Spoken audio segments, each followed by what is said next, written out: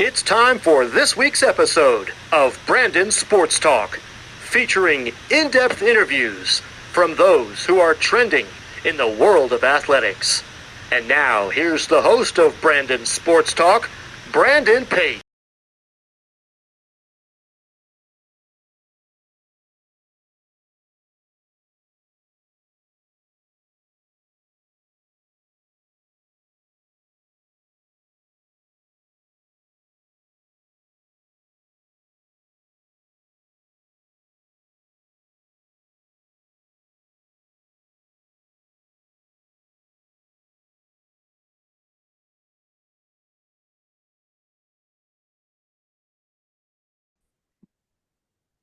Welcome back to Brandon Sports Talk. In today's episode, I have the privilege of interviewing the West Cons head men's ice hockey coach, Coach Doug Friedman. How are you doing today? Hey, Brandon, I'm doing great. I appreciate you having me on your show. Thank you. Can you talk about how you knew that you want to get started in coaching in college men's ice hockey? Sure. So, my passion is ice hockey, and having been a player for a long time, and you can only play for so long. I wanted to get back into it, and for me, my start was coaching youth hockey when I was done playing professionally. I've got three kids that have all played hockey, so I wanted to be involved in that, and I had a blast coaching youth hockey back in Maine for a number of years, and then just I kind of got in the real world for a little bit, and I really miss being at the rink and all of the whole dynamic of sports teams and competition and all that. And so I decided to get back into coaching, and that's kind of how I initially got back into coaching. What was that experience like for you as a collegiate ice hockey player going to Boston University and playing? Sure. So I was fortunate enough to be at Boston University. I was there 1990 to 94. And going into it, I really didn't know a lot about BU hockey, about the tradition, about how good a program it was. It was sort of I'll tell you briefly the story of how I got there.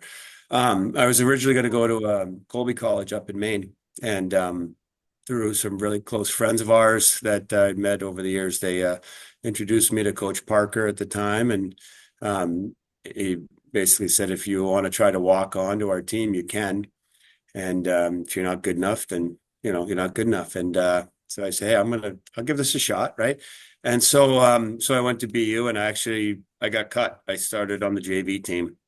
I had a JV team back then, and the varsity teams don't have the roster size that they traditionally have in more recent times. And but I was on the JV team and worked really hard, and kind of didn't mope around, and just decided I was going to try to be the best JV player I could be. And I was down there, and the first weekend of the season for the varsity team, one of their senior wingers on the fourth line hurt his shoulder, and so I got called up to varsity the next weekend and got to play in my first college game was against Boston College at Boston College, and I did okay. I got a couple shifts, and I didn't come out of the lineup after that.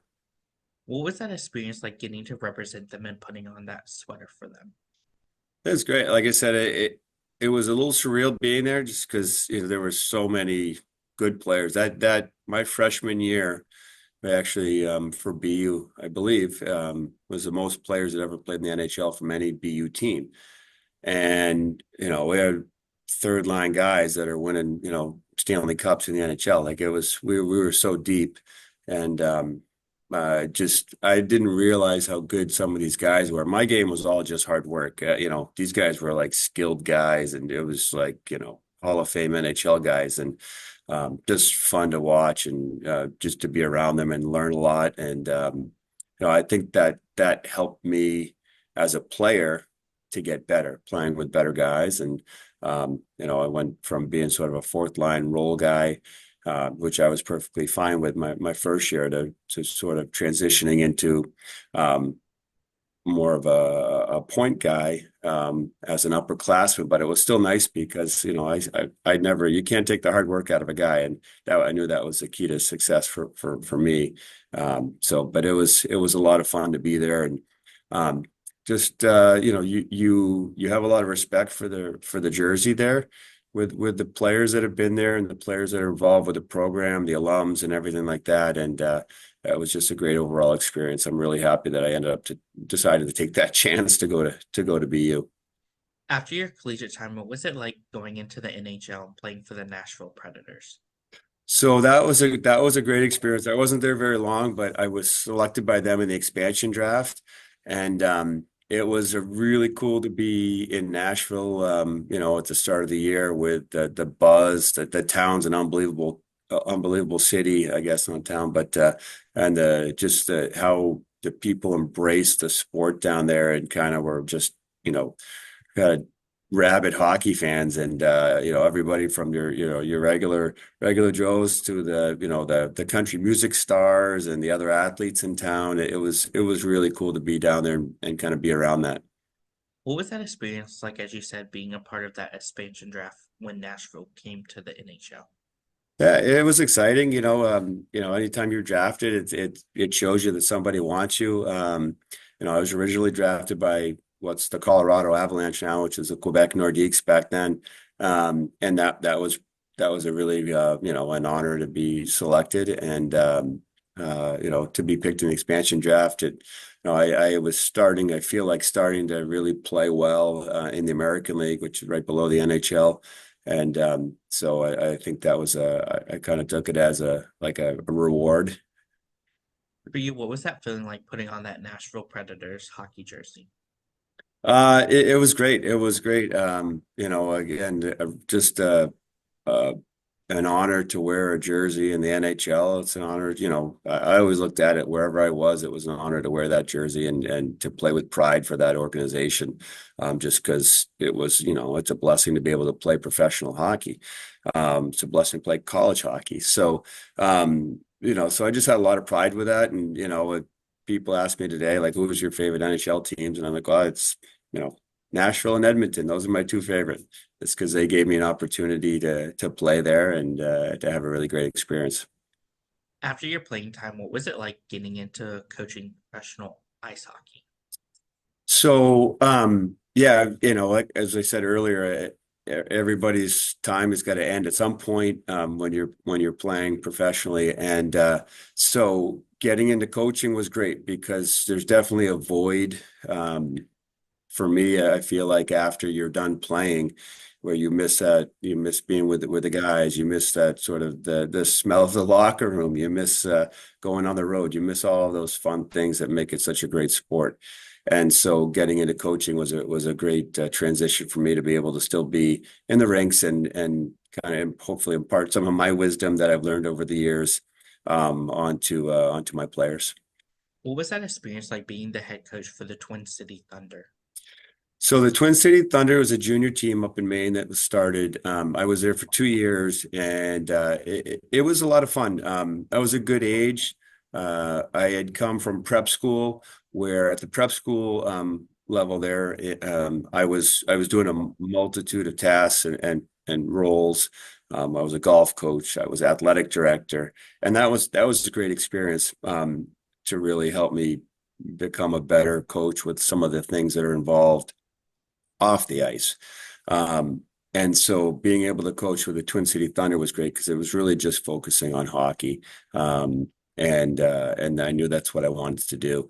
And it was great. We had 2 good years there, and got to build the program up and have some success and be competitive from day one. And made a lot of really good relationships over those 2 years. I actually just ran into one of our defensemen that I coached there, and he was playing in the semi-pro league here and against the Danbury team, and got to see him. And that's really what it's all about too, is the relationships. And so it's great to run into former players whenever you can.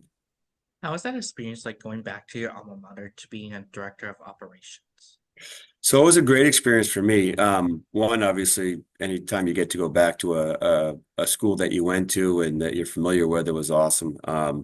The people there are great. There was a lot of same staff that was there from my time as a player there. I think it speaks volumes to, what a great place it is, from our equipment guys and the guys that are running the Zamboni and working in the rink. And so it was kind of like coming home in a sense, to be around those guys every day. So the people there are awesome. Um, for me, being around, and I came back with a teammate of mine, Jay Pandolfo, who's the head coach now. And I think, being around him and being around our other coaches there, Kim Bramvold and Joe Pereira, I was able to learn a lot. Hopefully I was able to help out a lot too. But it was a good experience for me to see at a high level kind of, what it takes to be a top program in the country, and to it reinforced a lot for me as a coach, just because you can see, and Jay as the leader of that program really works hard to treat the players well there, and make sure that everybody's doing things the right way, and it's a professional mindset. And so that's imparted on me too, and reinforces kind of my thoughts on coaching too. And so overall it's a really good experience. For you, what was that transition like going from being director of operations to now being a head coach for WestCon?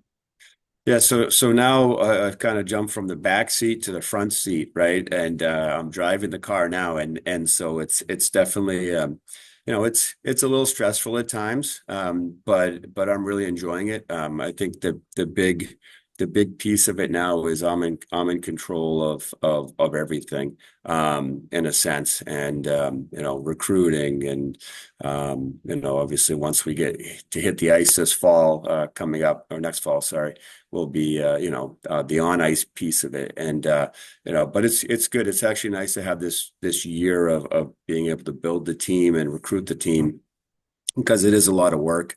There's a lot of really good schools out there and programs and coaches. And so, I've got to get the word out about WestCon and what we have to offer here, and for academically and socially and obviously athletically too.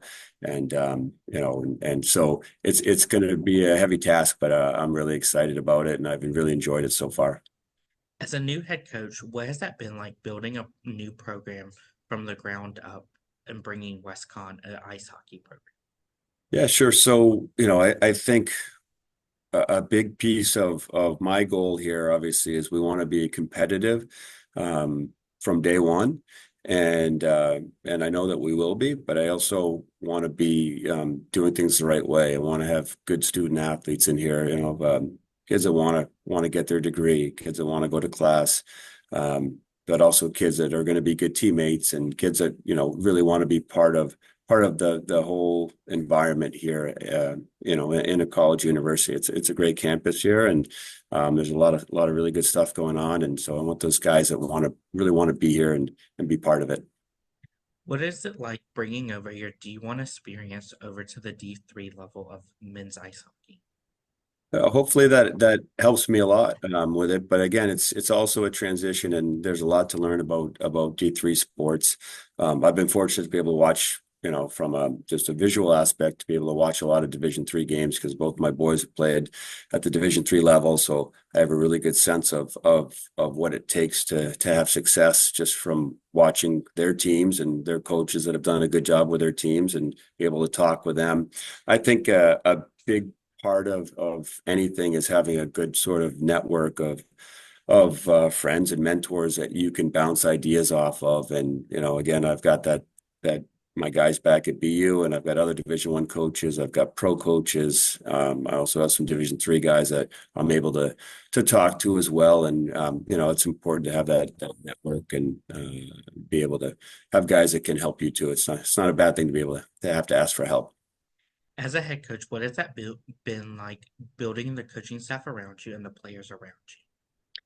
So as right now, we're really in the recruiting process, and I would think at some point here in the coming weeks, we'll start to have some commitments that come through. It's a lot of work. It's a lot of organization and communication, and visits on campus, and heading out and watching games being played, and talking to coaches and talking to players. And again, it's a lot, but you have to put the work in. Nothing's going to come easy in anything in life. And so I look at it as a task. It's a pretty tall task, but it's a lot of fun and I love it. For you as a head coach, what will that feel like to get to step onto that ice for the first time at WestCon? So that'll be great. Like I'm really looking forward to that. I'm fortunate this year where I still have the ability to be on the ice. I'm coaching our ACHA team, and we've got some great kids on that team, and so we practice twice a day, and we play some games, and we got our first win. We had a couple overtime losses, and we finally got our first win the other night. So I was really happy for the team. They've been working really hard. So it's a lot of fun to be able to be on the ice still, because I know I would definitely miss that. And obviously, yeah, I'm looking forward to next year too. And I think, the work that goes into building that team and is going to be it's going to be worth it. And I think a lot of credit goes to our athletic department. Laurie Mather, who's our athletic director, is awesome. It's a big reason why I came here. And Brian Layton, who's our associate athletic director. They're really good people, and I think that's people I want to where the people that really care about the program, care about they want to have success, yes, but they care about the student athletes, they care about their coaches, and they're just genuine people. So I know, like, when we step on the ice next year, it's not just going to be me; it's going to be all of us. As a coach coaching in the ACHL, what is that like transitioning a program from the ACH to Division One or Division Three? Yeah, so it'll be interesting. We have about 18 student athletes right now. We've got 17 are male, one female. So we've got a girl on the team that's awesome. And I think she's transferred in from another Division III school, and so it's great to have her on the team. And I think she's looking forward to our women's program, which is going to start up in 26, 27, and she'll be a good fit for that program, in my mind. And I don't know the transition is going to be too wild. I think it's really just hockey's hockey and coaching is coaching, and you promote a lot of different things when you're on the ice and off the ice with the team, and that part of me isn't going to change. Like, I expect a lot from our ACHA team, and I want them to work hard, and obviously I want them to have fun too and enjoy it. I think that's a big part of it, and just do things the right way. And I think when we do that, we have success. Can you talk about, of course, the culture that you started to build for the men's ice hockey program? Sure. So, for me, I think, when I'm recruiting, and it will carry over to, when we start up next fall, I'm looking for guys that compete. Obviously, compete is a huge aspect. We'd like to see guys that can make plays, but on the same token, you need a variety of different skill sets to build a team. And so, if there's guys that are great fourth liners, great. I like those guys too. If they're defensemen that are really defensive minded, and maybe you can play them on the penalty kill and they block shots, great. You need those guys too. So it's a variety of players, but it's really about work ethic, good character. Obviously they've got to want to be in school and be willing to attend classes and go through that. That's the big part of being a student athlete in college, is to work towards getting your degree. But I think just having a positive environment, a learning environment where the student athletes can, they're not afraid to ask questions. They're not afraid to be pushed. They're not afraid to want to be better. And I think eventually that the players take over a lot of that sort of piece of it, where they push each other and they expect each other to bring their best every day. And once you've kind of hit that mark, then you're kind of in a good place where it's really the players kind of answer more to the players than they do to the coaches. Who are some of the teams that you will be facing in your conference?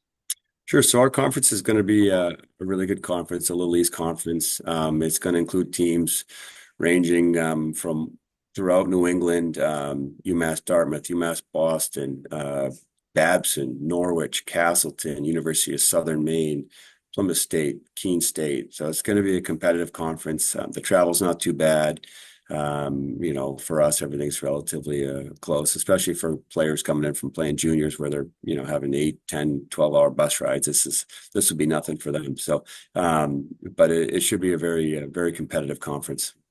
What is that home game atmosphere going to feel like when teams like Castle comes to home versus going to UMaine Boston? So I would like to think, being around the athletics teams that are here now, and whether I go to a football game or going to a soccer game or field hockey or whatever it is. I've only been around the fall sports so far, but the student athletes do a really good job of supporting each other here from what I've seen so far, and I would assume that will carry over through the winter too. And when maybe there's not as much to do outside, they want to come to a hockey rink and watch a game. So I think the other piece is that Danbury, where we're located in Connecticut, is a very dedicated hockey community, and I think hopefully we'll earn the support of the community too, and so it'll be a nice mix of student athletes and community members that are coming to watch the games. What does that recruitment process look like for those prospective student athletes? And as a head coach, what do you look at in those prospective athletes? Sure. So obviously they've got to be, pretty good students to be able to want to play college hockey. That's first and foremost. Talked earlier about the character piece. So, you really have to, you talk to the kids, you try to get to know them and their families and see what they're all about. And also, you're talking to their coaches. Most of these kids are playing junior hockey, which is sort of the standard for the stepping stone to getting into any level of college hockey at the NCAA level. So you talk to their junior coaches and get some information from them about what type of student they are, what type of character they are, what's their habits like in practice, and then you obviously get to watch the games and see where they're at now. And it's nice that with the platforms that are available, the technology, like if you can't make a game, most of the games are all on a lot of these platforms that have databases of video. So it's easy to watch a game if you can't be there too, and you can really key in on players and watch their shifts and see what their tendencies are, good and bad, and really formulate a pretty good opinion of them both in person and through the online. How is that like getting to see them fall in love with the campus and the new ice rink as recruits? So it's an interesting process. Obviously you want to try to get your prospective student athletes on campus to be able to get a feel for it and to be able to meet some people, maybe meet some other student athletes and talk to them and just gonna get to show them around and get a feel for what it would be like to be a student here. And it doesn't always work out that you can get the students here. And so fortunately, there's a lot of online material and videos, and I know our school does a good job here at WestCon of providing those things online for students to get a sense of what the campus is like, what the buildings look like, things like that. And so that helps if you can't get them on campus. Maybe it's a kid from playing out in Western Canada, right? And that's a pretty long haul to get them to Danbury, Connecticut. As a head coach, what is it going to feel like to see those freshmen putting on that uniform for the first time? Oh, it'll be great. It'll be exciting. We've already got our schedule for next year. From a league perspective, that's out. The LEC has it out, and so we're counting down the days until we officially become an NCAA program, and it's going to be a lot of fun to get on the ice. And I think I think our players are going to be really excited to be part of something special here and be able to really help to build and grow this program. And I think we talk about recruiting a lot on this. I think at the end of the day, your best recruiters are your students, your student athletes that you have, your players on your team. And so that's also more motive for us to do things the right way and treat them well. Because they're the ones that can really help you get more players maybe on a visit and kind of convince a player that it might be the best place for them because they're having such a good experience. What is that going to feel like to get to see those freshmen achieve those first big milestones like hat tricks and goals? Oh, it'll be great. Yeah, I've always done some special recognition. It's something I learned when I was at BU as a player, and I've carried that on at any team that I've coached. So, oh yeah, they'll get some little stickers on the helmets, and but it'll be good to see. And I think what's neat the first year, right? Could be a player that has the most hat tricks in Westcon Wolves history, right? Even though it may only be one, it's the first one and the most in history. So there'll be a lot of records that will be hopefully made that first year. How will that feel to get to see those seniors putting on that uniform for the last time representing WestCon? Yeah, so our first initial recruiting class that will start next year, obviously 4 years from then, it'll be bittersweet, and it goes by quick like it always does. And they're going to be a huge factor in the success of this program and growing the program and a lot of different ways. So I'm sure we're going to have a really good connection with these guys that come in and help start the program with us. And it's always a sad day when the seniors graduate, but again, as I mentioned earlier, being able to have relationships with your players and to communicate with them after and see them move on and have success in their careers, whatever they choose, get invited to go to weddings and all that type of thing as they build families and things like that. It's really rewarding. What will that feel like to get to see them going into the NHL or ECHL? Yeah, if we're fortunate enough to have any players that can play professionally afterwards, awesome. Like good for them. That's a lot of hard work. To be a good college hockey player, it's even more hard work to continue on and play professionally. And like if we do have players that are fortunate enough to do that, it'll be a lot of fun. And hopefully I'll be able to be a resource for them. Potentially to help them find a place to play and also to give them guidance on what it takes to be a professional hockey player. For you, what will that feeling feel like to step onto that ice for the first time as a head coach? So our first practice, I've already got it marked on the calendar. I'm really excited about it. In my head, I have the practice plan all ready to go, and but it'll be really rewarding, and a lot of hard work comes to culmination in the start of the season, and not just for me, but as I said earlier, for our athletic department and everybody that's sort of helped get a hockey program here at WestCon over the years, and everybody involved with the school. We've got a lot of great people that aren't just in athletics here, but different roles throughout the school that are really vested in athletics overall, and they're really excited about hockey and coming to WestCon here for next fall. What would you tell a head coach that is looking to bring a men's or women's ice hockey program to their particular school? Sure. So I think at the college level, I would say like be prepared to do a lot of work. Like it's long hours. You gotta, I would say, try to bring as many kids to campus as you can. I think most schools, for that we're competing against, they're replenishing their grads and if they have any transfers and so maybe they have 6, 8, 10 slots they might be filling. For us, we're trying to fill 30 slots. So to build a new program, it's 3 times the work. It's you've got to sell what you have as your assets here. And I think we've got a lot of positive assets that I think most importantly is our people here, and that you can kids are going to want to be here because of that. So be prepared to put a lot long hours in and be on the phone a lot. As you begin this hockey program, what are some of your future plans moving forward? So we have goals here for sure that from day one of where we want to be. I'm sure there's going to be adversity along the way. There always is. But I think at the end of the day, we want to be a top program in the LEC. We want to be a top program at the NCAA Division III level.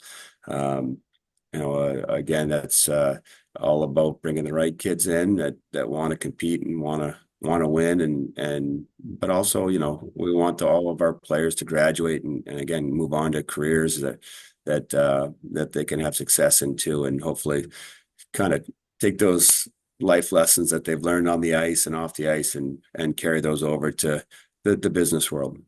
What advice would you give those incoming freshmen entering their first year of men's ice hockey? Uh, the advice I would have for freshmen coming in would be prepared. It's a tough game. It's a tough game. I think a lot of players want to move on and aspire to play Division I college hockey, and it's really tough, and it's probably going to be tougher moving forward with all of the changes that are happening in the landscape of Division I hockey with the CHL and a whole bunch of different things. So but so they get to Division III and they think maybe it's going to be a little bit easier, and just be prepared. It's hard. It's a tough game. The players are good. They're older, they're stronger. You've got in hockey traditionally, you would probably have 20-year-old freshmen coming in, and whereas other sports you might have 18-year-olds. So, but you're playing against 24-year-old seniors, and that's a difference. That's a difference. I think it's eye-opening for a lot of players to see, and I know my kids went through this as well, just to see the level of play, and it's very competitive. What advice would you give those college juniors transitioning into being seniors and leading? So for the juniors that are going to be going into to be a senior, just enjoy it. If that's going to be your last year of college hockey, it could be your last year of hockey. Until you transition maybe to men's league, but just enjoy it and be the best leader you can be, and enjoy every second on the ice and with your teammates and with your coaches and everybody, your student managers, your trainers, everybody that makes that experience what it is. And you're fortunate to have played college hockey, and again, just soak it all in. What advice would you give those college seniors that have aspirations of playing in the NHL? So I'd say it's really tough to get there. I think traditionally there's not a lot of Division III players that I'd probably count them on one hand that have ever made the NHL from Division III. But it doesn't mean that the potential to play professional afterwards isn't there. Again, just teams are going to be looking at your video, going to be looking and talking to your coaches to see what type of player and what type of person you are. It's where it's always important. I know kids hear it now at a younger age too. Be a good teammate, work hard, don't be afraid to ask questions, all of those things that carry over to the pro game, but also to work life afterwards. What advice would you give those players looking to get into college coaching after their playing career? Yeah, I think it's great. I think there's a lot of college players, and I've talked to a bunch of former players already that are interested in coming to join our staff here. If you're passionate about hockey and you're passionate about having success and teaching, and you love being around the team environment, and seeing kids develop and mature and just have a good time and have success, and helping them deal through adversity on the ice and off the ice, and it's a great place to be. Absolutely. But I think that there's coaches too that do really well that maybe weren't players, right? That or didn't play at a high level. So never discount those guys either. What advice would you give those head coaches looking to build their own program and build their own legacy in that men's ice hockey? Sure. So yeah, it's a challenge. It's a challenge. I'd say surround yourself with good people that can really help you and mentor you and give you advice on how to approach different things. And just expect a lot of rejection. And I've experienced that throughout my whole life, but throughout this process too. But it's part of recruiting, and your school, and your personality, whatever may not be the best fit for for a certain student athlete, but you're going to find the student athletes that are the right fit, and that want to be part of that, and kind of like your personality, like your school, like what you have to offer. So it'll happen. You got to be patient. That's great advice. Where can my listeners find you on social media along with the WestCon's men's ice hockey program? So WestCon Athletics does a good job with their social media. That's the main social media avenue right now. I would suspect at some point in the fall we'll have a WestCon men's hockey site as well that folks can follow and check on the success of the program.